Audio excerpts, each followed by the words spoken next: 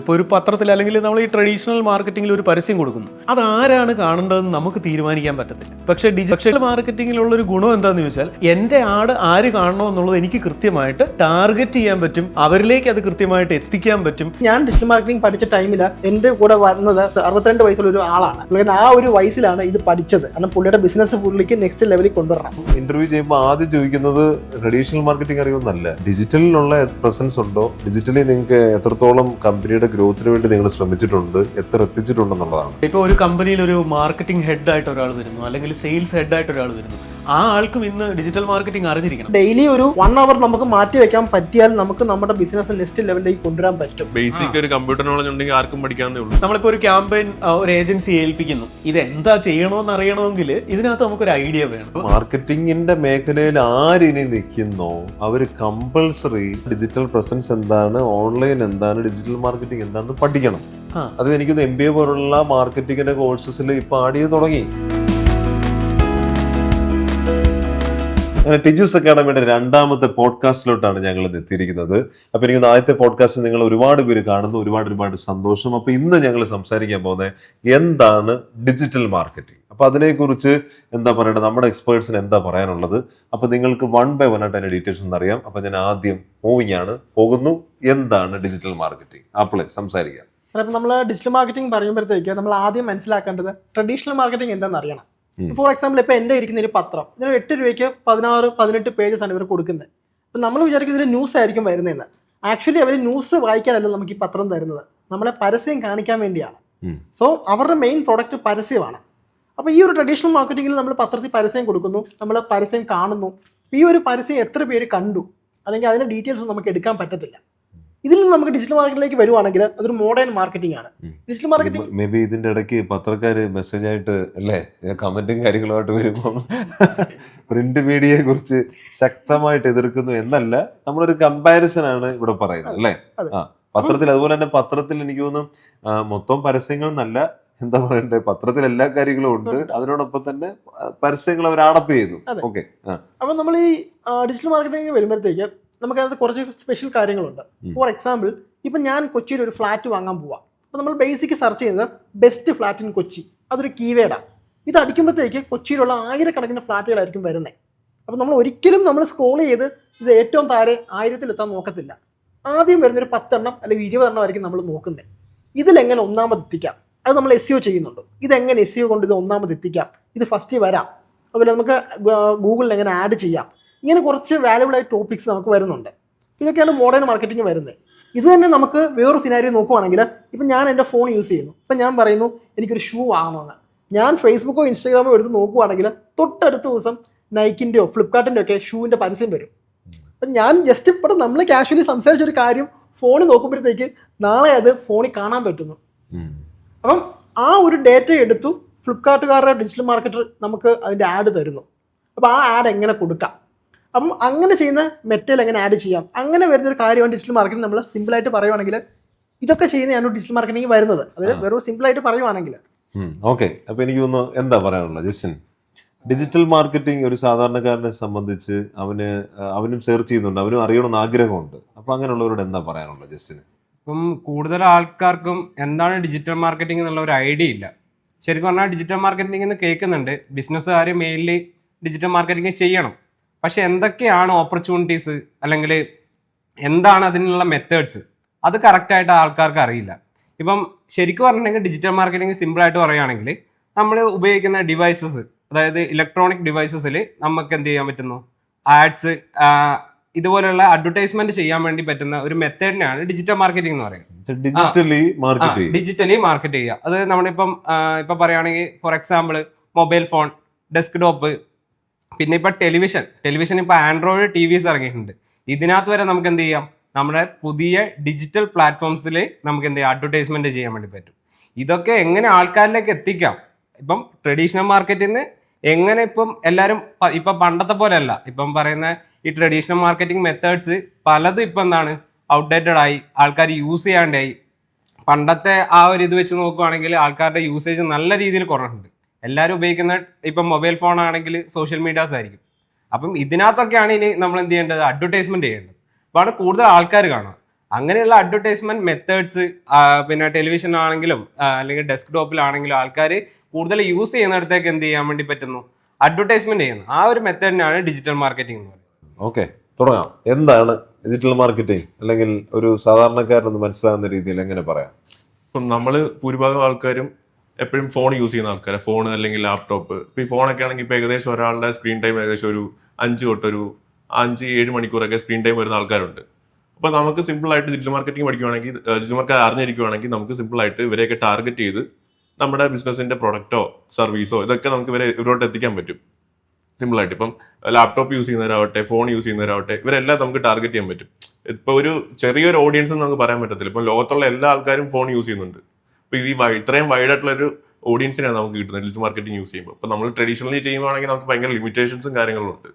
അപ്പോൾ ഇത്രയും വൈഡായിട്ടുള്ള ഒരു ഓഡിയൻസിനെ നമുക്ക് കിട്ടും ഡിജിറ്റൽ മാർക്കറ്റിംഗ് യൂസ് ചെയ്യുമ്പോൾ. അതായത് റിസൾട്ട് ഓറിയന്റഡ് ആയിരിക്കും ഡിജിറ്റൽ മാർക്കറ്റിംഗ്. അതെ, ഒരു വൈഡ് ഓഡിയൻസിനെ എന്താ പറയണ്ടേ, കൃത്യമായിട്ടൊരു ഓഡിയൻസിലേക്ക് നമുക്ക് എത്തിക്കാനായിട്ട് പറ്റും. അതെ അതെ. ഈ ഡിജിറ്റൽ മാർക്കറ്റിങ്ങിന് നമ്മൾ ട്രഡീഷണൽ മാർക്കറ്റിങ്ങുമായിട്ട് നോക്കുമ്പോൾ, ഇപ്പോൾ ഒരു പത്രത്തിൽ അല്ലെങ്കിൽ നമ്മൾ ഈ ട്രഡീഷണൽ മാർക്കറ്റിങ്ങിൽ ഒരു പരസ്യം കൊടുക്കുന്നു, അതാരാണ് കാണേണ്ടതെന്ന് നമുക്ക് തീരുമാനിക്കാൻ പറ്റത്തില്ല.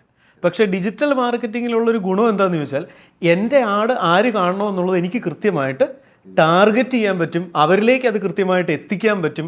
അപ്പം നമുക്ക് വേണ്ട ആൾക്കാരിലേക്ക് ആ കാര്യങ്ങൾ എത്തും. അങ്ങനെ ഒരു ഉറപ്പ് നമുക്കുണ്ട്. ശരിയാണ്. അതായത് നമ്മളിപ്പോ നിലവില് ഒരു പ്രത്യേക ഒരു ഷോപ്പ് എടുക്കുന്നു. കാരണം ആ ഷോപ്പ് എടുത്തിട്ട് നമ്മുടെ ലോക്കൽ മാർക്കറ്റ് നമുക്ക് വേണ്ട ആളിലേക്ക് കറക്റ്റായിട്ട് കസ്റ്റമൈസ് ചെയ്ത് ആ പേഴ്സന്റെ ഫോണിലോട്ട് ആഡ് കാണിച്ച് അദ്ദേഹത്തിനെ കൺവേർട്ട് ചെയ്ത് നമ്മളിലേക്ക് എടുക്കാനായിട്ട് പറ്റും. അതിന് ശരിക്കും ഡിജിറ്റൽ മാർക്കറ്റിംഗ് ആണ് ഏറ്റവും ബെസ്റ്റ്. നമ്മൾ കൊടുക്കുന്ന എമൗണ്ട് കറക്റ്റ് ആയിട്ട് അത് എവിടെ കൊടുക്കണം, ആര് കാണും, സാറ് പറഞ്ഞ പോലെ തന്നെ അത് കറക്റ്റ് നമുക്ക് കൊടുക്കുന്ന എമൗണ്ട് അത് കറക്റ്റ് നമുക്ക് സ്പെൻഡ് ചെയ്യാൻ പറ്റും. അതായത് ROI അല്ലേ, അതെ, കറക്റ്റായിട്ട് കാൽക്കുലേറ്റ് ചെയ്തെടുക്കാൻ പറ്റും. കാരണം മിക്കവരും നമ്മളങ്ങ് കംപ്ലീറ്റഡ് അങ്ങ് ഫണ്ടങ്ങ് ഫ്ലോ ചെയ്യിക്കുവോ കുറച്ച് പേര്. പക്ഷെ റിസൾട്ട് നമുക്ക് എത്രത്തോളം ലീഡ് കിട്ടുന്നു അല്ലേ. പത്രത്തിൽ പണ്ട് നമ്മളൊരു പരസ്യം ചെയ്യുന്നു, പത്രത്തിനെതിരായിട്ടല്ല സംസാരിക്കുന്നത്, പത്രത്തിൽ ഒരു പരസ്യം ചെയ്യുന്നു, പക്ഷെ അതിൽ എത്ര ആൾക്കാരോട്ട് എത്തി. കാരണം അവർ റീജനാണ് പറയുന്നത്. കാരണം നമ്മളും ആഡ് ചെയ്യുമ്പം നമ്മൾ ആദ്യം പത്രത്തിൽ ചെയ്തിട്ടുണ്ടായിരുന്നു, അന്ന് നമ്മൾ മനസ്സിലാക്കിയ ഒരു ബേസ് എന്ന് വെച്ച് കഴിഞ്ഞാൽ ഒരു റീജനാണ് പറയുന്നത്. ആ പത്തനംതിട്ട ഏരിയയിലുള്ള അത്രയും പത്രം വായിക്കുന്ന ആൾക്കാരിലോട്ട് എത്തും. പക്ഷെ നമ്മുടെ ഓഡിയൻസ് ആണോ അവര്? അപ്പൊ അവിടെ ചോദിക്കുമ്പോൾ അതിനൊരു ക്ലാരിറ്റി ഇല്ല. അപ്പൊ അവർ പറഞ്ഞു, സാർ എക്സ്പെക്റ്റഡ് ഇത്ര ആൾക്കാർ കാണും. പക്ഷെ ഇവിടെ നമ്മൾ ഡിജിറ്റൽ മാർക്കറ്റിംഗ് ഏജൻസിയിലോട്ട് കൊടുക്കുകയാണെങ്കിൽ, അല്ലെങ്കിൽ അത് പഠിപ്പിക്കുന്ന എല്ലിട്ട് കൊടുക്കുകയാണെങ്കിൽ, നിങ്ങൾ എവിടെയാണ് കൊടുക്കുന്നത്? ഞങ്ങൾ ഇപ്പം ഞങ്ങളെ സംബന്ധിച്ച് നേഴ്സസ് ആണ്, അല്ലെങ്കിൽ നമ്മളിപ്പോൾ സ്റ്റുഡൻസ് ആണ്, +2 കഴിഞ്ഞവർ വേണം. അപ്പോൾ +2 കഴിഞ്ഞിട്ട് നിൽക്കുന്നു, ബട്ട് അവർ 1 വർഷമായിട്ട് ഗ്യാപ്പ് ഉള്ളവരെ വേണോ, അല്ലെങ്കിൽ ഇത്ര നാളായിട്ട്. കാരണം കൃത്യമായിട്ട് കസ്റ്റമൈസ് ചെയ്യാൻ പറ്റും. അതാണ് ശരിക്കും ഡിജിറ്റൽ മാർക്കറ്റിംഗ് കൊണ്ടുള്ള ബിസിനസ് ഓണേഴ്സിന് ക്ലിയർ ആയിട്ട് പറയുകയാണെങ്കിൽ അതായിരിക്കും എന്നെ സംബന്ധിച്ച് എനിക്ക് ഈ തോന്നുന്നു. പത്രത്തിൽ എത്ര പേര് കണ്ടോ ഇല്ലയോ എന്ന് നമുക്ക് അറിയാൻ പറ്റത്തില്ല. കാരണം ചില ഫാമിലിയിൽ ഒരാളായിരിക്കും പത്രം വായിക്കുന്നത്. ഇവിടെ യൂത്ത് ആയിട്ടുള്ളവർ മേ ബി പത്രം വായിക്കും, കുറച്ച് പേര്, ഞാൻ ശ്രദ്ധിക്കുക, യൂത്ത് ആയിട്ടുള്ളവർ പത്രം വായിക്കുന്നില്ലെന്നല്ല പറഞ്ഞേ, ഒരു പെർസെന്റേജ് വളരെ കുറവാണ് പത്രം വായിക്കുന്നത്. പത്രമാണെങ്കിലും നമ്മളിപ്പോൾ ടെലിവിഷനെ കുറിച്ച് ചിന്തിച്ചാലും, അല്ല ഇനിയിപ്പോൾ ഹോർഡിങ്സ് ആണ് നമുക്ക് ഇപ്പോൾ നോർമലായിട്ടുള്ള മാർക്കറ്റിങ്ങിൽ വരുന്നത്, ഇതൊക്കെ ആര് കാണും, അല്ലെങ്കിൽ നമ്മുടെ ആൾക്കാരാണോ, നമുക്ക് വേണ്ടവരാണോ കാണുന്നത്, ഇല്ലേ, അങ്ങനെ നമുക്ക് പറയാൻ പറ്റത്തില്ല. പക്ഷേ ഈ ഡിജിറ്റൽ മാർക്കറ്റിങ്ങിലുള്ള ഏറ്റവും വലിയൊരു ഗുണം അത് തന്നെയാണ്. ഇത് ആരിലേക്ക് എത്തിക്കണമെന്ന് നമുക്ക് അറിയാനായിട്ട് പറ്റും. നമ്മൾ ആ കൊടുക്കുന്ന, നമുക്ക് ഓഡിയൻസിനെ അവിടെ സെറ്റ് ചെയ്ത് കൊടുക്കാൻ പറ്റും. അപ്പോൾ ആ കൊടുക്കുന്ന ഇതിലേക്കായിരിക്കും നമ്മൾ അഡ്വർടൈസ്മെന്റ് എത്തുക. ഇപ്പം ഞാൻ ഈ പത്രം നോക്കുവാണെങ്കിൽ, പത്രം നമ്മൾ ഇത്രയും പറഞ്ഞാലും പത്രത്തിൽ കുറിച്ച് നമുക്ക് ബ്രാൻഡിങ് നടക്കും. ഇപ്പം ജുവലറീസ് അങ്ങനത്തെ ഓരോ സെഗ്മെന്റ് വരുമ്പോഴത്തേക്ക് ആൾക്കാരിലേക്ക് ഈ ബ്രാൻഡ് എത്തിക്കാൻ പറ്റും. അല്ല, ഇന്നത്തെ കാലത്ത് ഈ ബ്രാൻഡിങ് നമുക്ക് ഓൺലൈനിലും ചെയ്യാൻ പറ്റും. ഓൺലൈനിൽ കാരണം നമ്മൾ ലീഡ് ക്യാമ്പയിൻസ് മാത്രമല്ല, ബ്രാൻഡിങ് ആയിട്ട് നമുക്കിപ്പോൾ പല രീതിയിൽ സോഷ്യൽ മീഡിയയെ ഉപയോഗിക്കാൻ പറ്റും. നമുക്കിപ്പോൾ 100 രൂപ താഴെ വെച്ച് നമുക്ക് ഒരു അവയർനെസ് ക്യാമ്പയിൻ റൺ ചെയ്യാൻ പറ്റും. അതെ, ഇത് ഈ പത്രത്തിലൊക്കെ ആണെങ്കിൽ ലക്ഷങ്ങൾ വരും. അതെ, നമുക്ക് SEO ചെയ്യാൻ പറ്റും. അതുപോലെ SEM, നമുക്ക് PPC എന്ന് പറയുന്ന മാർക്കറ്റിംഗ് നമുക്ക് ചെയ്യാൻ പറ്റും. അല്ലെങ്കിൽ സോഷ്യൽ മീഡിയ മാർക്കറ്റിംഗ് ചെയ്യാൻ പറ്റും. അങ്ങനെ ഇപ്പം ഏറ്റവും കൂടുതലായിട്ട് ആൾക്കാർ ചെയ്യുന്നത് കോണ്ടന്റ് മാർക്കറ്റിംഗ് ആണ്. അപ്പോൾ അങ്ങനെ പല രീതിയിൽ നമുക്ക് ഈ മാർക്കറ്റിംഗ് ഡിജിറ്റലി ചെയ്യാനായിട്ട് പറ്റും. കാരണം പത്രം എന്ന് പറയുമ്പോൾ അന്നൊരു ദിവസം പോയി, അന്ന് രാവിലെ അത് എത്തി, അത് നമ്മൾ വായിച്ചു, അത് ആ പത്രം അവിടുന്ന് അടുത്ത ദിവസം എത്തിക്കഴിഞ്ഞു. അപ്പൊ ഇവിടെ എന്ന് പറയുമ്പോൾ ഈ വീഡിയോ നമ്മൾ ഇന്ന് പബ്ലിഷ് ആയാലും ഇതിങ്ങനെ അവിടെ തുടരുക. അതിങ്ങനെ ഒരുപാട് പേരിലോട്ട് വീണ്ടും വീഡിയോ ആണെങ്കിലും പോസ്റ്റേഴ്സ് ആണെങ്കിലും അത് അവിടെ തന്നെ തുടരുക. ഫ്രഷ്നെസ് അവിടെ കീപ്പ് ചെയ്യുക. ആ ഒരു ഡിഫറൻസ് ഉണ്ട് ട്രഡീഷണലും ഡിജിറ്റലും തമ്മിൽ. ശരിക്കും നമ്മളിവിടെ ഇത് കാണുന്നവരിലേക്ക് നമ്മൾ ക്ലിയർ ആക്കാൻ ഉദ്ദേശിക്കുന്നത് എന്താണ് ട്രഡീഷണൽ മാർക്കറ്റിംഗ്, എന്താണ് digital marketing. Digital marketing importance എന്താ കൂടുതൽ? അതാണ് നമ്മൾ കൂടുതൽ ആഴത്തിൽ ശ്രമിക്കുന്നത്. ട്രഡീഷണൽ മാർക്കറ്റിങ്ങിന് ഒരിക്കലും എതിരായിട്ട് നമ്മൾ സംസാരിക്കണം. നമ്മളും ഫ്ലക്സ് ബോർഡ് ചെയ്യുന്നുണ്ട്, അതെ, നമ്മളും പത്രത്തിൽ കാര്യങ്ങൾ ചെയ്യുന്നുണ്ട്. എല്ലാ സെഗ്മെന്റും നമ്മൾ 365 മാർക്കറ്റിംഗ് എന്ന് പറയുമ്പോൾ എല്ലാ ഏരിയയും കവർ ചെയ്യണം. അതെ. അപ്പൊ നമ്മൾ പറഞ്ഞു വരുന്ന പറയുമ്പോഴത്തേക്ക് നമുക്ക് ഈ ജോലി സാധ്യതകൾ ഇത് പഠിച്ചാൽ കിട്ടുന്ന നമുക്കൊരു ടോപ്പിക് ഇത് നമുക്ക് പറഞ്ഞേ പറ്റും. അതായത് ഇപ്പൊ നോക്കുവാണെങ്കിൽ ഞാൻ ടിജൂസ് അക്കാഡമിയുടെ സോഷ്യൽ മീഡിയ മാനേജറാണ്. അപ്പം ആ ഒരു ഫീൽഡ്, അപ്പം ഡിജിറ്റൽ മാർക്കറ്റിംഗ് നമുക്ക് SEO ഉണ്ട്, SMM ഉണ്ട്, അങ്ങനെ ഇമെയിൽ മാർക്കറ്റിംഗ് ഉണ്ട്, അങ്ങനെ വാസ്റ്റ് ആയ ഒരു ടോപ്പിക്കാണ് ഡിജിറ്റൽ മാർക്കറ്റിംഗ് വരുന്നത്. ഇതിൽ ഏതെങ്കിലും ഒരു ഫീൽഡ് നമ്മൾ എക്സ്പെർട്ട് ആയാൽ നമുക്ക് ഹൈ പേയിങ് സാലറി ആയിരിക്കും ഇതിന് കിട്ടാൻ പോകുന്നത്.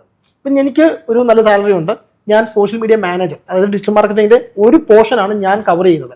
എനിക്ക് അതിൽ ഷൈൻ ചെയ്യാൻ പറ്റുന്നുണ്ട്, ഞാൻ അത് സ്ട്രാറ്റജി ബിൽഡ് ചെയ്യുന്നുണ്ട്. അപ്പോൾ അത് ഞാൻ എൻ്റെ ഒരു സ്കില്ലിനെ ഇതുമായിട്ട് കണക്ട് ചെയ്താണ് ഞാൻ വർക്ക് ചെയ്യുന്നത്. സോ ആ ഒരു പോർഷൻ മാത്രം നിന്നുകൊണ്ട് എനിക്ക് അതിന് നല്ല സാലറി കിട്ടുന്നുണ്ട്. ഇവർ ടീച്ചിങ് പ്രൊഫഷനാണ്, ഡിജിറ്റൽ മാർക്കറ്റിംഗ് പഠിപ്പിക്കുന്നതാണ്. നമുക്കിത് പഠിച്ചു കഴിഞ്ഞാൽ ടീച്ചർ ആവാം, SEO ചെയ്യുന്ന ആൾക്കാർ മാത്രമാവാം, SMM മാത്രമാവാം. അപ്പോൾ ഇതിൻ്റെ ഏറ്റവും വലിയ ഗുണം നമുക്കിഷ്ടമുള്ള ടോപ്പിക്ക് അല്ലെങ്കിൽ നമുക്ക് ഏതാണോ ഇൻട്രസ്റ്റ് നമുക്ക് അതിനെ കണക്ട് ചെയ്ത് നമുക്കൊരു ബെറ്റർ കരിയർ സ്വിച്ച് ചെയ്യാൻ പറ്റും. അതല്ല നമുക്ക് സ്വന്തമായിട്ടൊരു ബിസിനസ് സ്റ്റാർട്ട് ചെയ്യാൻ പറ്റും. അപ്പം അതാണ് ഈ ഡിജിറ്റൽ മാർക്കറ്റിംഗ് കോഴ്സിന്റെ ഏറ്റവും വലിയ ഹൈലൈറ്റ്. ഇപ്പോൾ ഒരു കമ്പനിയിൽ ഒരു മാർക്കറ്റിംഗ് ഹെഡ് ആയിട്ട് ഒരാൾ വരുന്നു, അല്ലെങ്കിൽ സെയിൽസ് ഹെഡ് ആയിട്ട് ഒരാൾ വരുന്നു. ആ ആൾക്കും ഇന്ന് ഡിജിറ്റൽ മാർക്കറ്റിംഗ് അറിഞ്ഞിരിക്കണം. കാരണം എന്താണെന്ന് വെച്ച് കഴിഞ്ഞാൽ ഇപ്പൊ എല്ലാം ഡിജിറ്റൽ പ്ലാറ്റ്ഫോമുകളിലൂടെയാണ് എല്ലാ പ്രോഡക്ട്സും. അല്ല, നമ്മളിപ്പം എനിക്ക് തോന്നുന്നു ഇന്റർവ്യൂ ചെയ്യുമ്പോൾ ആദ്യം ചോദിക്കുന്നത് ട്രഡീഷണൽ മാർക്കറ്റിംഗ് അറിയുമെന്നല്ല, ഡിജിറ്റലിലുള്ള പ്രസൻസ് ഉണ്ടോ, ഡിജിറ്റലി നിങ്ങൾക്ക് എത്രത്തോളം കമ്പനിയുടെ ഗ്രോത്തിന് വേണ്ടി നിങ്ങൾ ശ്രമിച്ചിട്ടുണ്ട്, എത്ര എത്തിച്ചിട്ടുണ്ടെന്നുള്ളതാണ് ശരിക്കും കൺസിഡർ ചെയ്യുന്നത്. വെറും ഒരു MBA മാത്രം പോരാ, നമുക്ക് ഡിജിറ്റൽ മാർക്കറ്റിംഗ് ഒരു നോളജും കൂടെ വേണം. അതെ, നമ്മളിപ്പോൾ ഒരു ക്യാമ്പയിൻ ഒരു ഏജൻസി ഏൽപ്പിക്കുന്നു, അല്ലെങ്കിൽ നമ്മൾ ഇൻഹൗസ് ആയിട്ട് ചെയ്യുന്നു. ഇതെന്താ ചെയ്യണമെന്ന് അറിയണമെങ്കിൽ ഇതിനകത്ത് നമുക്കൊരു ഐഡിയ വേണം. ഈ ഐഡിയ ഇല്ലെങ്കിൽ ഇതെങ്ങനെ ചെയ്യണമെന്ന് അറിയാൻ പറ്റത്തില്ല. അപ്പോൾ മാർക്കറ്റിങ്ങിന്റെ മേഖലയിൽ ആരിനി നിൽക്കുന്നോ അവർ കമ്പൾസറി ഡിജിറ്റൽ എന്താണ്, ഡിജിറ്റൽ പ്രസൻസ് എന്താണ്, ഓൺലൈൻ എന്താണ്, ഡിജിറ്റൽ മാർക്കറ്റിംഗ് എന്താണെന്ന് പഠിക്കണം. അത് എനിക്കൊന്ന് MBA പോലുള്ള മാർക്കറ്റിങ്ങിന്റെ കോഴ്സസിൽ ഇപ്പൊ ആഡ് ചെയ്ത് തുടങ്ങി. അല്ല, മാർക്കറ്റിങ്ങിന്റെ മേഖലയിൽ നിൽക്കുന്നവർ മാത്രമല്ല, ഇപ്പോൾ ഒരു കമ്പനിയുടെ പൊസിഷൻസിലേക്കൊക്കെ പോകുന്ന ആൾക്കാർ ഓട്ടോമാറ്റിക്കായിട്ട് ഈ ഒരു കാര്യം അറിഞ്ഞിരിക്കണം. കാരണം അവർ കൺട്രോൾ ചെയ്യാൻ പോകുന്ന ആ ബിസിനസിന്റെ എല്ലാ മേഖലകളുമാണ്. ഇനി സ്വന്തമായിട്ടൊരു ബിസിനസ് തുടങ്ങാൻ ആഗ്രഹിക്കുന്ന ആൾക്കാർ അവരെല്ലാം ഇത് അറിഞ്ഞിരിക്കണം ശരിക്കും. അല്ല, ഇനിയിപ്പോ ഒരു നോർമൽ ഒരു വ്യക്തി അദ്ദേഹം ഒരു സോഷ്യൽ മീഡിയയിൽ ഒരു പോസ്റ്റ് ഇടാൻ ആഗ്രഹിക്കുന്നുണ്ട്, അല്ലെങ്കിൽ ഒരു എന്താ പറയുക ഇൻഫ്ലുവൻസർ, അവൻ പേഴ്സണൽ അവന്റെ ലൈഫിൽ അവൻ കടന്നു പോകുന്ന ഓരോ ദിവസവും അവനോരോ കാര്യങ്ങൾ മനസ്സിലാക്കുകയും പഠിക്കുകയും ചെയ്യുന്നത് ഈ ഓൺലൈൻ വഴിയാ. അതെ, ശരിക്കും ന്യൂസ് പണ്ട് പേപ്പറിൽ നിന്നായിരുന്നു മനസ്സിലാക്കുന്നത്. ഇപ്പൊ പലരും ന്യൂസ് നോളജ് പോലും അവർക്ക് എന്താ പറയുക ഡിജിറ്റൽ പ്രസൻസ് വഴിയാണ് അവർ നേടിക്കൊണ്ടിരിക്കുന്നത്. അല്ല, ഇപ്പൊ എല്ലാ ന്യൂസ് പേപ്പറുകൾക്കും നമ്മൾ നോക്കുവാണെങ്കിൽ അവർക്ക് ഡിജിറ്റൽ വെബ്സൈറ്റ്സ് ഉണ്ട്, അതിൽ സബ്സ്ക്രിപ്ഷൻസ് ഉണ്ട്.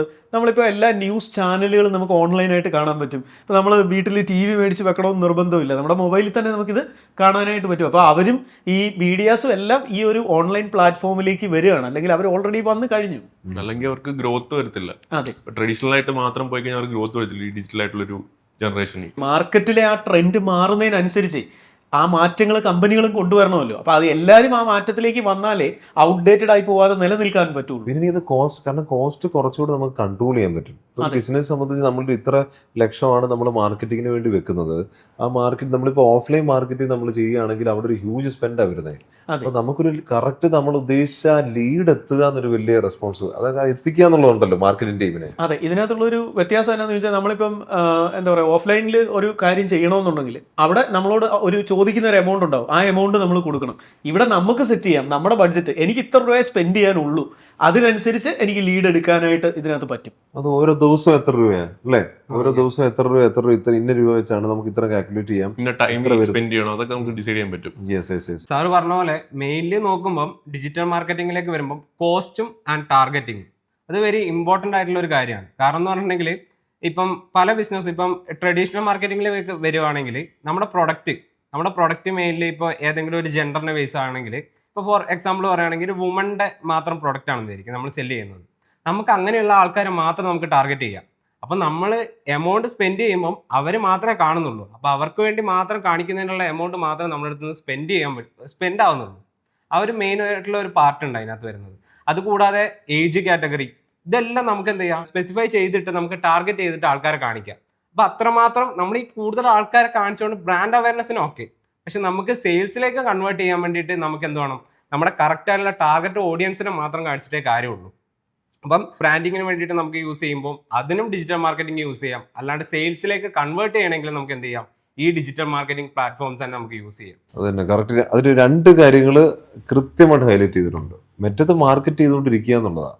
ഇങ്ങോട്ട് ലീഡ് എത്തുന്നില്ല, നമ്പേഴ്സ് എത്തുന്നില്ല. അതിനുവേണ്ടി നമ്മൾ സ്കൂളുകളോ കോളേജുകളോ അല്ലെങ്കിൽ നമുക്ക് വേണ്ട നമ്പേഴ്സിനെ പർച്ചേസ് ചെയ്യുക, എന്നിട്ട് കോള് വിളിപ്പിക്കുക.